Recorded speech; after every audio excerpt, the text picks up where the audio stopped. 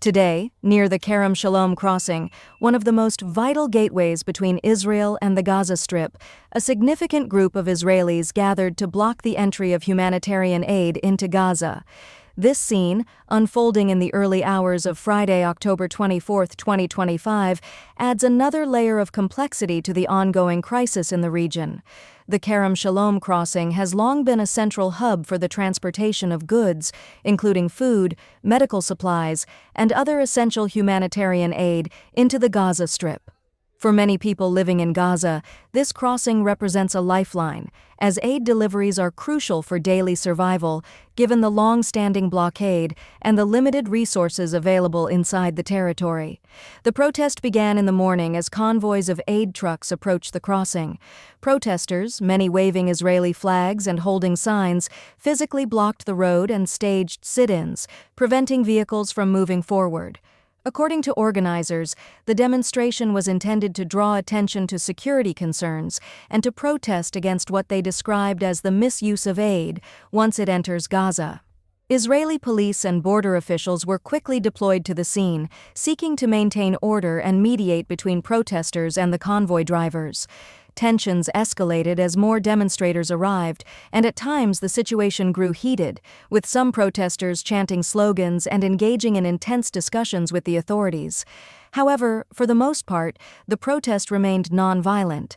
The background to this protest is rooted in ongoing conflict and repeated flare-ups between Israel and groups operating in Gaza.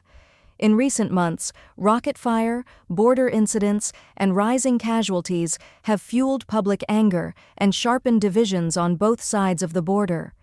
Many protesters believe that the humanitarian aid entering Gaza is not always distributed as intended, and in some cases, may be diverted for military purposes. They argue that until guarantees are put in place, the flow of aid should be reconsidered. On the other hand, humanitarian organizations and international observers have expressed concern over the blockade. They stress that the continued delivery of food, water, medicine, and other vital supplies is essential to prevent a deepening humanitarian catastrophe in Gaza, especially for children, the elderly, and those with medical needs. As the day progressed, Israeli officials tried to negotiate with protest organizers, urging them to allow at least critical medical supplies and food to pass through. Some aid convoys were reportedly rerouted or delayed, with uncertainty surrounding how long the protest would last and whether it would become a recurring event at the crossing. Reactions to the blockade were swift. The Palestinian Authority condemned the move, calling for immediate intervention to ensure that humanitarian aid reaches those in need. International agencies, including the United Nations and Red Cross, released statements urging all parties to respect international law and the principles of humanitarian access.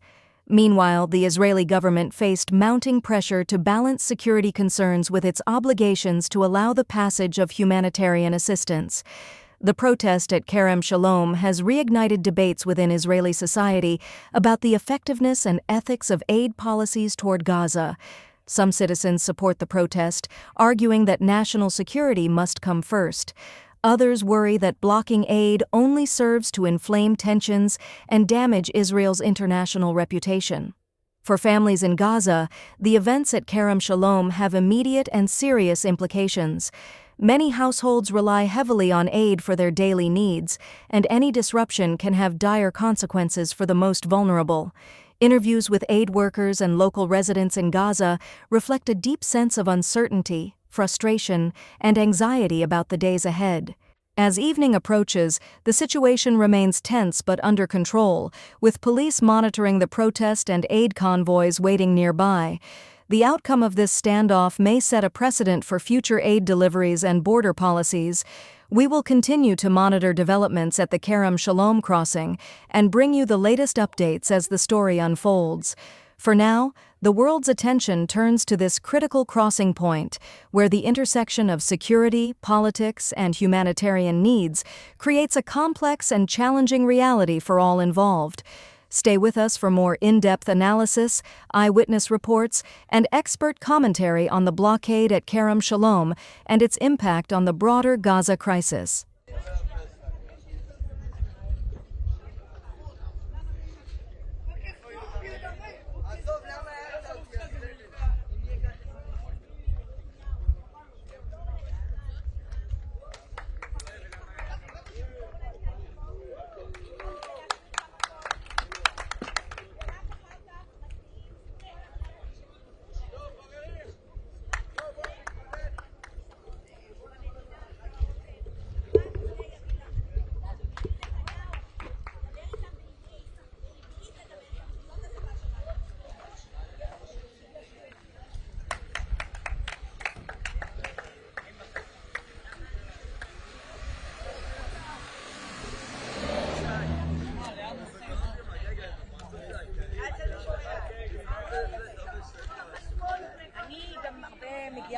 נחלה. לקול הזה של נחלה. I'm a journalist from Reuters. Is it okay? I don't speak English. Yes, but my English is not so Can well. you keep cards in Hebrew? In Hebrew? Yeah, Okay. why are we here today? What's important? Why it's important? Okay. Yes. In Hebrew? Yes. Okay. And I'm too. Yes. אז ארגון צעדת האימהות וצו 9 הגיעו היום כדי לחסום משאיות. אנחנו חוסמים את המשאיות של חולדות החמאס. חולדות החמאס שרמסו ודרסו את ההסכם והפרו אותו בכך שהם רצחו לנו 2 לוחמים בזמן של הפסקת אש. ואני מפה קוראת לראש הממשלה, תחזור להילחם בהם. לחימה עצימה, עזה, שבור להם את העצמות, להשמיד אותם. כמובן שלא להכניס להם את המשאיות. כיבוש, גירוש.